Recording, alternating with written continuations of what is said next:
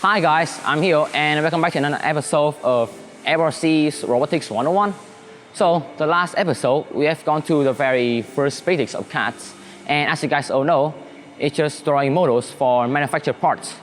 So our topic today is to actualize those ideas by prototyping and making the game feel. First, why do you need to make prototype?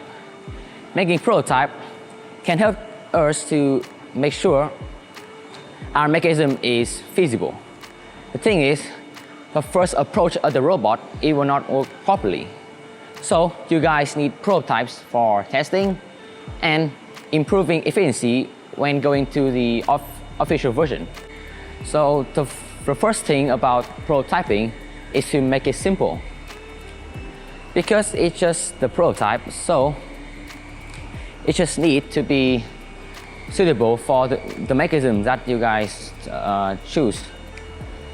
Next up, using materials like wood because they are flexible for applying changes, fixes, and having various statistics, strong for constructions and building the base for the prototype. And they are pretty cheap. I believe you guys can find those materials around your area or places like factories or institutes. Because they are just prototype, so they don't need to be perfect, but their job must be accomplished. For example, when talking about the shooting mechanism, we have chose the two-wheel shooter, as you can see here. And we have made the prototype for this mechanism, and this mechanism also be found in many machines like the tennis lobber or the baseball launcher. The first thing I'm going to talk about is the making process of the prototype. To begin with, I'm going to talk about the making process of the prototype.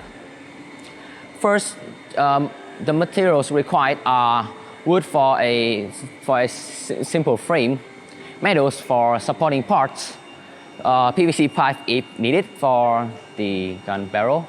Most important materials are the wheels and motors, which you guys can get them from around your area or get those from shops that's dedicated to the competitions. An example of this is the Animark shop of the FRC competitions. For our prototype, we use metal both for the frame and for the supporting of the shooter. The first thing you guys should do is to attach the wheels into the motors and let them rotate and counter to each other. Then, before operating the prototype, you guys should notice some input numbers, such as the distance between the wheels by twisting from 3/4 the diameter of the ball, the angle shot and the height of the collector. Calculate the strength and the speed of the motors by using the manual. After operating, you guys can check out the accuracy and the stability of your prototype. Next up, constantly changing the settings of the prototype by varying the distance between the wheels, changing different types of wheels to get the most suitable stiffness. And by doing this, you guys can calculate the force act on the ball and the distance that the ball can go. Lastly, if you guys want to redirect the ball path, then change the width of the axles by adding or removing supporting materials or even the wheels too. Finally, you guys should have various testing environment, as this should help you to ensure the possibility of the prototype. And in addition, including flexible models will help you guys to get flexible statistics, write them down on a spreadsheet and work from them. I believe after the making process, you guys may encounter some problems such as the inefficiency of the collector or the instability of the prototype. So by detecting these problems, you guys can test out various options after getting fixes, and for the long-term benefit, this should help improving the every mechanism of your robots. And if those things are too problematic, I suggest you guys have backup plans that we have mentioned in episode 4. So moving on to the next part. So the next part of this episode is about the game feel. So as you guys can see, I'm standing in the middle of the prototype of the game feel. You guys all know its purpose is to test out your mechanisms and your robots. So the first thing I'm going to talk about the game feel is about its constructions. There are 3 tips that you guys should notice. The first tip is to construct the game feel as soon as possible for applying immediately changes and to avoid time consuming. I guess you guys didn't want to waste your time, right? The second tip is about the materials. Using wood for building the fence around the game field, building parts, especially the gold tower.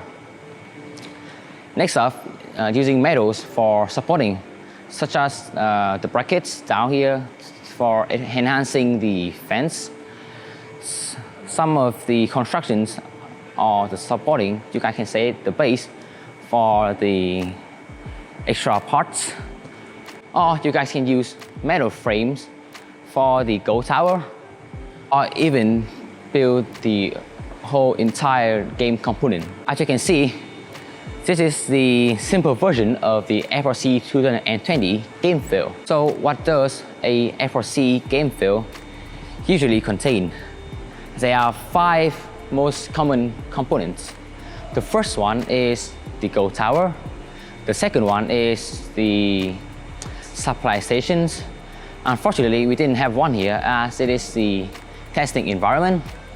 The third one is those obstacles. The fourth one are the extra tasks, and the last one is the endgame task. So the first component I'm going to talk about is the gold tower. So as you guys can see, this is our prototype of the gold tower. Usually a gold tower contains 2 sets of scoring methods.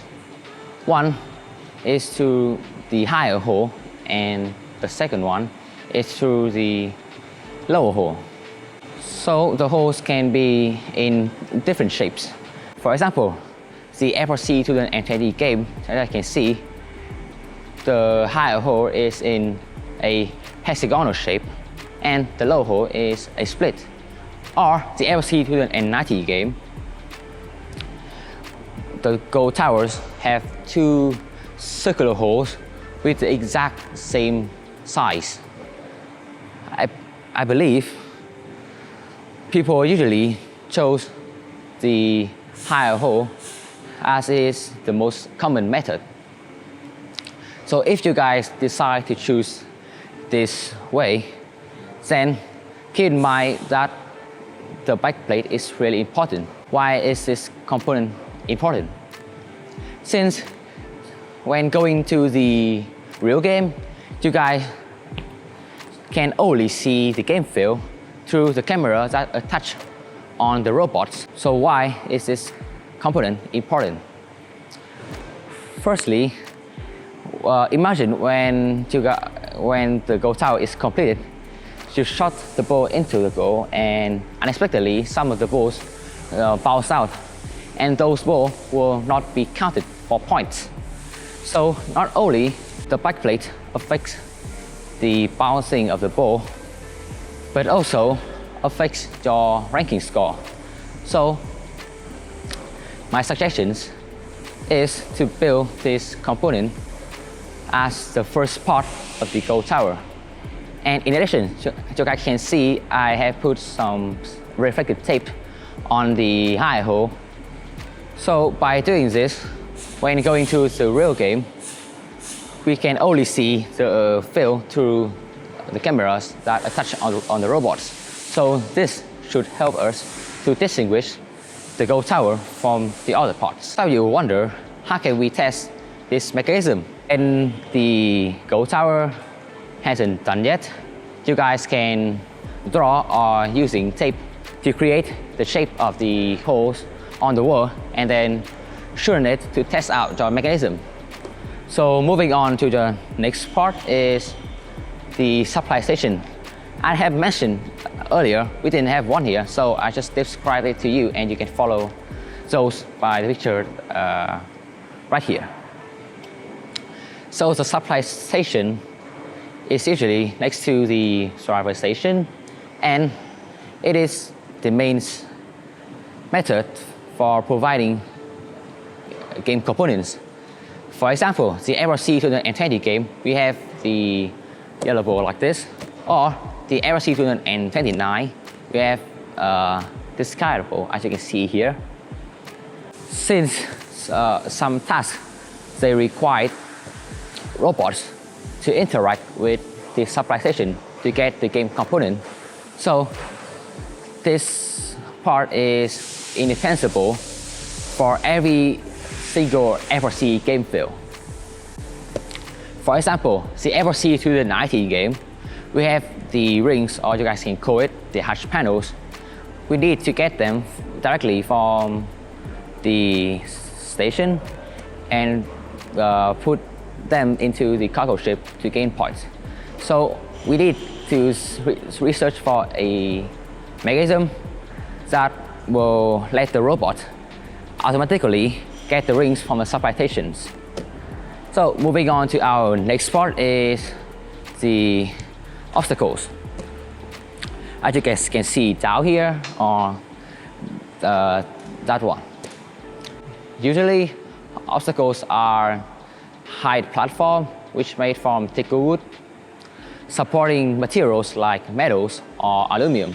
But metal is preferable as it is the strongest and the most common material. However, there are some exceptions. As you guys see here, this is the obstacles of the 2020 game. Because it is small, so we just call it the boundaries. Though they are different, but they have the same characteristic. They all affect directly to your movement mechanism. Sometimes you're gonna have some problems with movement as the robot may stuck on these boundaries, or with the high platform, the robot may not go over those things. So what should we do here? I suggest you guys have different types of wheels for changing and to finding out the most suitable one to the game field. My team's robots had struggles with these boundaries. We just have to make new wheels, and the rest are straight wheels. So the fourth component of the game field is about the extra task. So this task is really special, as every year we have different tasks to complete.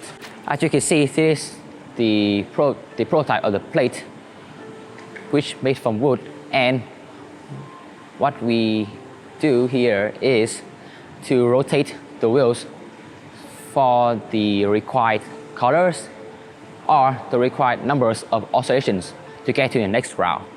So this task is optional, but you guys should notice them, as this should provide you guys with extra points and improve your ranking points.